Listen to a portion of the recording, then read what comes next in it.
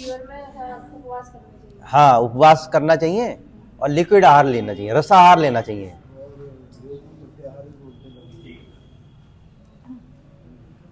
हो गया। हाँ, अब ये जो मर्दनम क्या होता है, बात बात किससे संबंध होता है? ऑयल से, मालिश से, हैं। और सोने से क्या होता है? पित्त का नाश होता है। जिसको पित्त बढ़ा हुआ रहता है वो सोए, हैं। और बुखार आ रहा है तो लंघन करे, हैं। इसीलिए बॉडी हमारी क्या करती है, मुंह कड़वा कर देती है कि आप उसमें डालो मत, उसको आराम चाहिए। टेम्परेचर बढ़ेगा बॉडी का, वो जो टॉक्सिन्स हैं वो एलिमिनेट हो जाएंगे। तो अब उसमें क्या है, जैसे भूख लगती नहीं है, पहली बात तो भूख भी मर जाती है, मुंह का स्वाद भी कड़वा हो जाता है।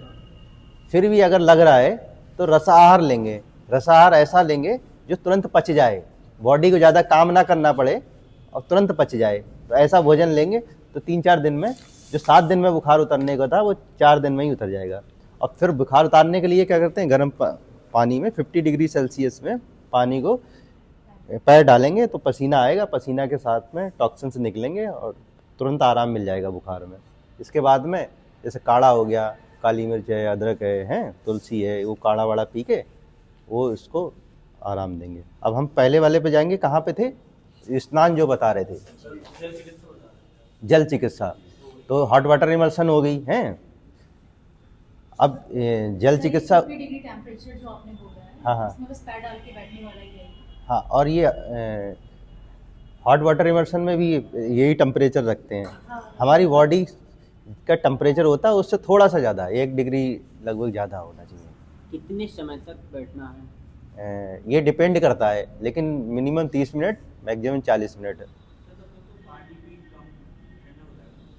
तो उसमें बढ़ा लें, थोड़ा पानी बढ़ा। हाँ, ये गर्म वो रखें, पैर डालें, फिर बढ़ा लें ठंडा।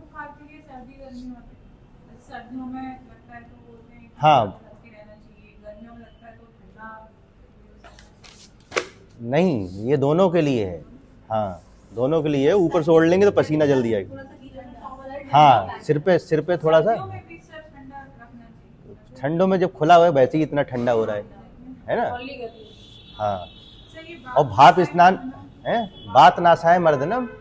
बात होता है वायु। एक चीज समझिए थोड़ा सा, है, थोड़ा देर लग रही, कोई दिक्कत नहीं। बात कैसे पता लगता है? बात बढ़ा हुआ है तो कैसे पता लगेगा, कैसे पहचानोगे? जोड़ों में दर्द होगा। हाँ, दर्द होगा, जोड़ों में दर्द होगा। और ये स्थितियां बदलती रहती है शरीर में। हाँ, तो हाँ बिल्कुल, जहाँ बात बढ़ेगा तो दर्द होगा। हालांकि एक साइंटिस्ट हुए हैं, उन्होंने सिद्ध भी करके दिखाया, इवन कट जाएगा तब भी दर्द नहीं होएगा। वो एक बहुत अलग विषय है, उस पर नहीं जाएंगे ज़्यादा। हमें क्या करना, हमें तो बेसिक चीज़ें पहले समझनी है। तो जहाँ पे दर्द होगा, तो देखो दर्द होता जोड़ों में, जोड़ों में दर्द होगा तो वहाँ पे वायु बढ़ी होगी, बात बढ़ा होगा। जब देखो जोड़ों में दर्द होता है तो क्या करता है, वहाँ से जब वायु जो है वहाँ से हटेगी तो वायु अकेले तो जाएगी नहीं अपने साथ, वो क्या करेगी, अपने साथ कुछ तत्व भी लेके जाती है, हैं। तो घुटनों में क्या होता है, साइनोवियल फ्लूइड होता है, साइडों में है कार्टिलेज होता है, कार्टिलेज की चारों तरफ क्या, तो साइनोवियल फ्लूइड होता है। जब वायु वहाँ से जाती है तो अपने साथ में वो चिकनाहट भी लेके जाती है। जैसे सब्जी बन रही होती है ना, भाप निकलती है, तो वो भाप वाला पानी होता है, उसमें नमक की मात्रा भी होती है, होती नहीं होती? तो ऐसे ही जोड़ों के में भी साइनोवियल फ्लूइड होता है। तो वायु जब जाती है तो अपने साथ कुछ निकल लेके जाती है, और वो जो ग्रीस होता है, जिसको बोलते हैं देसी भाषा में, जो साइनोवियल फ्लूइड होता है, उसे सुखाने का कार्य करती है। इसीलिए जब बढ़ा हुआ रहता है व्यक्ति का, तो घुटने में साइनोवियल फ्लूइड सूखने लगता है और कार्टिलेज घिसने लगता है, धीरे धीरे गैप जिसे बोलते हैं कम हो जाता है और घुटने टकराने भी लगते हैं। ये समस्या आई। वो देखो, ये रोग जो है, रोग कोई एक दिन में नहीं आता है, रोग एक सतत प्रक्रिया है, सतत प्रक्रिया है। जैसे फैटी लीवर हो गया, फैटी लीवर कोई एक दिन में थोड़ी ना आ गया, वो बहुत दिन से बन रहा है आपके अंदर, फैट डिपॉजिट हो रहा है। ऐसे ही घुटनों में दर्द है, कार्टिलेज घिस गया, तो ये एक दिन में नहीं आया, बहुत पहले से आ रहा है ना। तो ये जो है कोई भी रोग है एकदम से नहीं आता, आपको लूज मोशन लगे तो पहले से ही दिक्कत होने लगी है, तभी बॉडी कह रही है इसे निकालो बाहर को। उल्टी आ रही तो इसका मतलब वो डाइजेस्ट नहीं कर पा रही है।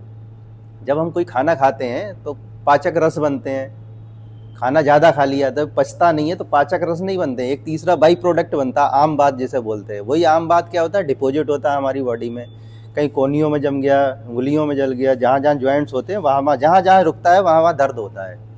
तो दर्द किससे दूर होता है, मर्दनम, मालिश से दूर होता है। लेकिन यहाँ पे एक और चीज़ है, जो आम बात बढ़ा हुआ होता है उसमें मालिश काम नहीं करती, उसमें रूक्षण स्वेदन कराते हैं।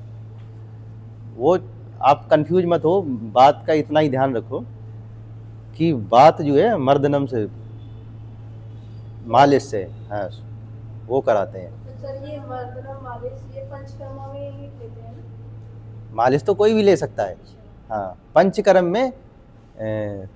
में देखो, पंचकर्म किसे कहते हैं, षडकर्म होते हैं, ऐसे ही पंचकर्म होते हैं। पंचकर्म में 5 कर्म होते हैं, वमन, विरेचन, बस्ती, नस्य और रक्तमोक्षण। तो वमन देखो हो गया अभी। विरेचन क्या होता है, डिटॉक्सन की प्रक्रिया देते हैं, उसमें लूज मोशन लगाते हैं, कुछ वामक औषधियाँ देते हैं। पंचकर्म में वामक होती हैं जो लूज मोशन लगाने की होती हैं और दोष निकाल देते हैं। आप पहले समझ लो पंचकर्म किसे कहते हैं। पंचकर्म में 5 कर्म होते हैं, इसलिए इसको पंचकर्म कहते हैं। पहला क्या होता है, वमन, विरेचन। विरेचन किसे कहते हैं, लूज मोशन निकाल के बॉडी से टॉक्सिन जो होते हैं एलिमिनेट करते हैं। मैं लिखा दूंगा, आप पहले सुन लो, विरेचन, वमन, विरेचन। फिर बस्तियाँ देते हैं। बस्तियाँ भी कई तरह की होती हैं, बस इतना समझ लो, मतलब बाहर से जैसे एनीमा होता है, एनीमा हम लोग समझते हैं ना, उसी को बस्ती कहते हैं, सीधी भाषा में समझ लीजिए। तो वो क्या कहते हैं, औषधीय गुणों की होती हैं, पानी की होती है, नींबू पानी की देते हैं, औषधीय में कल्क होते हैं, काढ़ा होते हैं, छाछ होती है, अलग अलग व्यक्ति के लिए अलग अलग देते हैं, तो उसे बस्ती कहते हैं। वमन, विरेचन, बस्ती। और नस्य क्या कराते हैं, नाक में तेल डालते हैं, हाँ नस्य कराते हैं, तो वो भी अलग अलग इंडिकेशन में होता है। और रक्त मोक्षण, तो जहाँ पे जैसे दर्द है तो दर्द के लिए वहाँ पे हम रक्त निकाल देंगे, तो वहाँ पे रक्त की जगह कोई दूसरा शुद्ध रक्त आ जाएगा, फिर वो दर्द से छुटकारा मिल जाएगा। वो ये बहुत ट्रेडिशनल थेरेपी है। पहले सिंगी लगाने वाले गली गली घूमते थे, देखा होगा, वो वहाँ पे फूंक फूंक के निकालते थे, ऐसे करते ना, तो उससे क्या होता है, वहाँ पे वो रक्त निकल जाता है और दूसरा शुद्ध रक्त आ जाता है। तीसरे तरीका एक और होता है, लीच आती है ना, उसको लगा देते हैं। लीच वो सारा खून चूस लेती है, तो वो रक्त मोक्षण हो गया। तो ये पंचकर्म होते हैं, इसीलिए इसको पंचकर्म कहते हैं। सर कई जगह जो जॉब होती है सर, उसको उससे थेरेपी कुछ कराते हैं। वही रक्त मोक्षण ही। जब उसका पेट भर जाता है, उसकी आत्मा तृप्त हो जाती है। हाँ, वो जो है ना, उसकी आत्मा तृप्त हो जाती है, जो भर जाती है अपने आप छूट जाती है। फिर भी हाँ, दूसरा क्या है, जैसे आपका काम हो गया पहले ही और उसका पेट नहीं भर पाया, तब छुटाने की जरूरत पड़ती है। हाँ, तब वहाँ पे कुछ लगा देते हैं, हल्दी लगा देते हैं, थोड़ा सा नमक लगा देते हैं, वो अपने आप, नमक है उसका तरीका से। हाँ वो छोड़ देती है। नमक ये बताया गया ना, नहीं वो खून, हाँ की ओर नमक लेके जाते हैं इसमें से। हाँ, नमक और हल्दी लगाते हैं, वो छूट जाती है। हाँ। सर मुझे सर्वाइकल और फिब्रिस हुआ था, तो मैंने बस्ती और नस्य लिया था। अच्छा। नस्य माइग्रेन के लिए था और बस्ती उसके लिए थी, डिटॉक्शन के लिए। हाँ हाँ हाँ हाँ।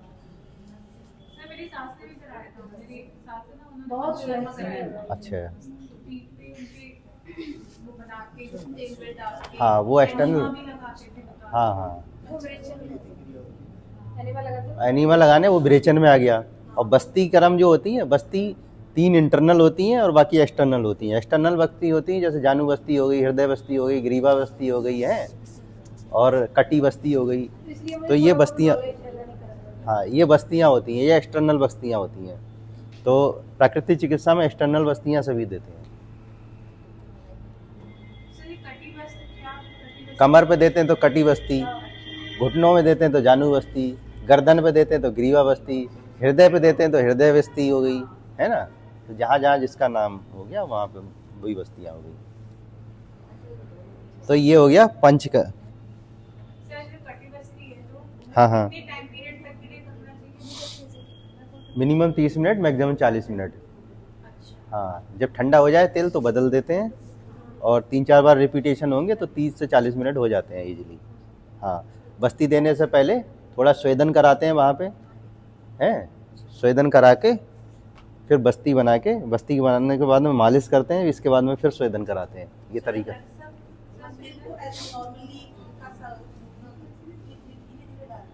हाँ, धीरे धीरे डालते हैं। हाँ हाँ हाँ, यही प्रोसीजर है। और उसको दूसरा डाल देते उसी हैं। जगह पर रखा जाता है जहाँ दर्द होता है। हाँ, वहीं बनाते हैं बस्ती वो। तो ये कितने, एक महीने के लिए या फिर नो एक वीक? ऐसा है ना, 7 दिन कराते हैं पहले, फिर देखते हैं, फिर दोबारा देखते हैं कि कितना फ़ायदा हुआ, आगे कराना है या नहीं कराना है।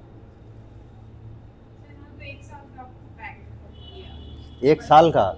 डेली, और मेरे हिसाब से पूरे एक महीने के लिए मेरे हिसाब नहीं, 1 महीने तक कराया था उन्होंने। से। हाँ, और मतलब हमने एक साल का पैक ले लिया, एक साल तक वो जब भी वहाँ पे आती है तो वहाँ तब कराती हैं। अच्छा, हाँ, अच्छा, उनका कोई पैकेज होगा अलग, वो अलग अलग जगह अलग अलग उसका होता है, लेकिन मिनिमम 7 दिन कराएंगे। हाँ, फिर देखेंगे कि हाँ अब किस कंडीशन में करा रहे हैं। जैसे अब होता क्या है, जैसे घुटनों में दिक्कत हो गई, घुटनों में कार्टिलेज घिस गया या ख़राब हो गया, तो एलोपैथ में क्या होता है, एक ट्राइएम्सिलॉन इंजेक्शन आते हैं, वो इंट्रा आर्टिकुलर लगते हैं, दो एक दो इस घुटने में, 2 इस घुटने में। तो वो एक्चुअली क्या होता है, स्टेरॉइड ही होता है। तो स्टेरॉइड होता है, पेशेंट को लगता है मैं ठीक हो गया, 3 महीने तक ठीक रहते हैं, वो चलता फिरता भी ज़्यादा है, फिर उसको लगता है मैं ठीक हो गया हूँ, तो वो और ज़्यादा कंडीशन ख़राब हो जाती है। तो उस कंडीशन से निपटने के लिए अपने पास नेचुरल प्रोसेस है, क्या है, बस्ती देते हैं, जानू बस्ती। तो जानू बस्ती जब देते हैं तो पहले 7 दिन देते हैं। तो उससे क्या होता है, देखो जब बस्ती देते हैं तो हम क्या करते हैं, एक आटे की एक चारों तरफ वो बना देते हैं, और गरम तेल होता है, गरम तेल जब डालते हैं तो तेल पेनिट्रेट करता है अंदर, तो पेनिट्रेट करेगा तो स्किन एब्जॉर्ब करेगी तो कार्टिलेज में चिकनाहट आएगी और थोड़ा सा रिपेयर हो जाएगा। तो रिपेयर हो जाएगा तो जो कार्टिलेज घिस गया वो बनता नहीं है दोबारा, लेकिन रिपेयर हो जाएगा। रिपेयर हो जाएगा तो दर्द में आराम मिल जाएगा, दर्द में आराम मिलेगा तो जो 1 महीना चलना चाहिए था वो 2 महीने चलेगा।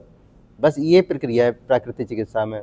हाँ, अगर पहले ही पता लग जाए तो हम उसको जो डिजनरेट होता है ना उसको रोक सकते हैं, पहले ही पता लग जाए सही समय पे सही, उसको तो रोका जा सकता है।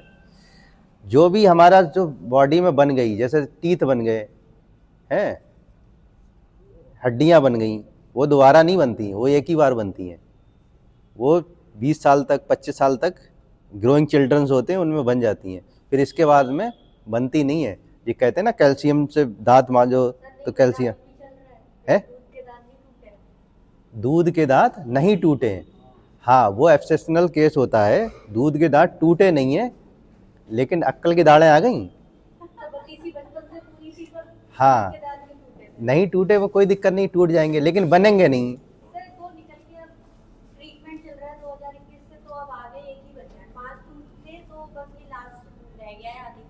हाँ हाँ, वही मतलब बनते नहीं है जनरली। ठीक है, तो कुछ भी खाएं हम, सोना खा लें, लेकिन वो लगना नहीं है कि टूट फूट रिपेयर होगी बॉडी में, जो सेल्स बनती हैं उनकी रिपेयर हो जाती है, रिपेयर हो जाएंगी। तो इसलिए कार्टिलेज भी बनेगा नहीं लेकिन रिपेयर हो जाएगा।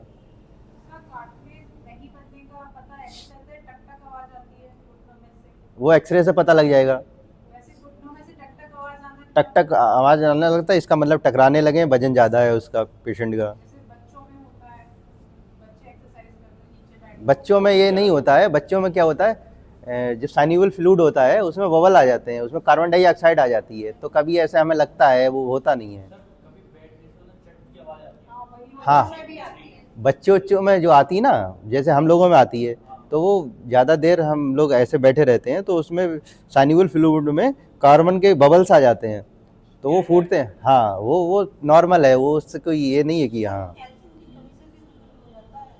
हाँ कैल्शियम की कमी से हो जाता है, लेकिन ये जो है ना बनता नहीं है दोबारा।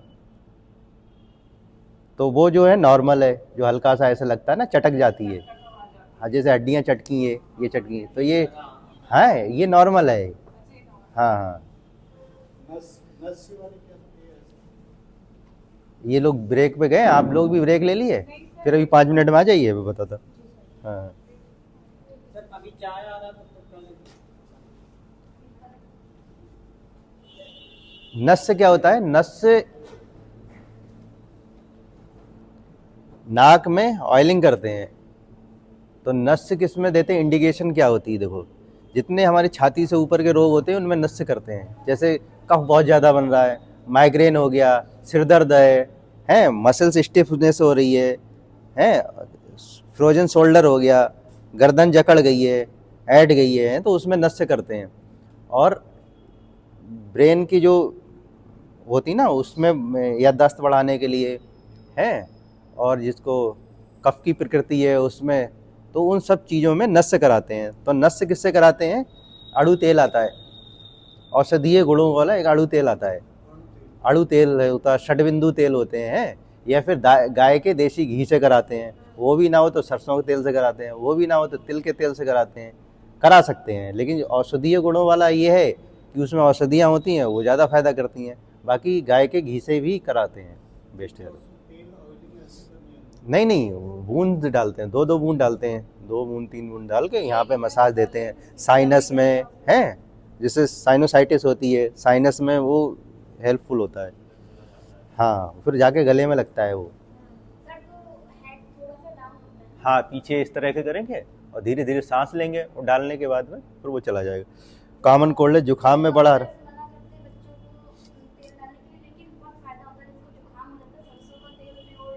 हाँ हाँ हाँ,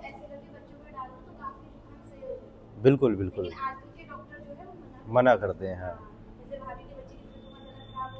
हाँ हाँ, कितना बड़ा बच्चा था,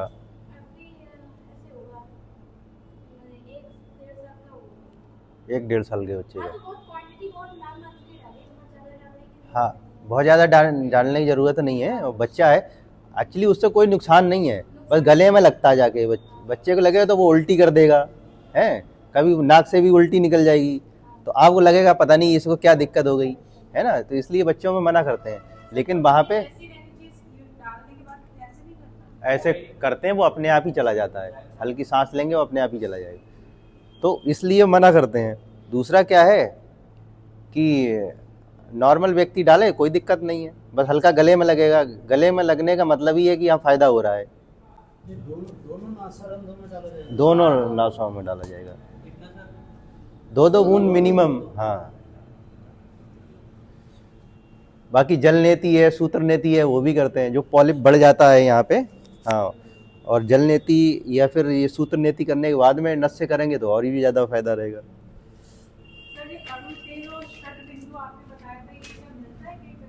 हाँ, मिल जाएगा, हमारे आनंद आश्रम में भी मिल जाएगा, और दे देंगे, अड़ू तेल भी मिल जाएगा। हाँ, वहाँ भी मिल जाएगा। उसके अंदर एक चीजें मिल जाती हैं। हाँ हाँ और ये तेल सर प्रॉब्लम के हिसाब से दिए जाते हैं ना, इनमें औषधियाँ होती हैं। हाँ हाँ जैसे किसी को माइग्रेन है तो मुझे अड़ू तेल दिया जाता है। हाँ हाँ, और सर्टिफिकेट जो दिया जाता है, जो स्टिफनेस और सर्वाइकल, ये सारी चीजें जी, तो जी। मुझे 2 बार चेंज किए। जी जी। तो मुझे लगता है जैसे डिजीज होती है उस हिसाब से ये लोग देते हैं। हाँ, एक्चुअली क्या है ना, अड़ू तेल और वो एक ही है, अच्छा, बस अड़ू तेल इसलिए कहते हैं, उसकी पोटेंसी ज़्यादा होती है, वो एक बूंद ही काम कर जाता है। मुझे डेली डालने को बोला हाँ, और षडबिंदु क्या होता है, 6 बूंदें कम से कम, तो उसके नाम से ही पता लग रहा है। और ये जो है ना, अड़ू तेल है, षडबिंदु तेल है, इनकी MIC का फ़र्क होता है, जो कंसंट्रेशन में बनाए जाते हैं उसमें फ़र्क होता है। सो इफेक्टिव है, मैं करती हाँ, हूँ तो इफेक्ट ब्रेन के लिए कौन सा तेल? अड़ू तेल डालिए, और नहीं तो गाय का देसी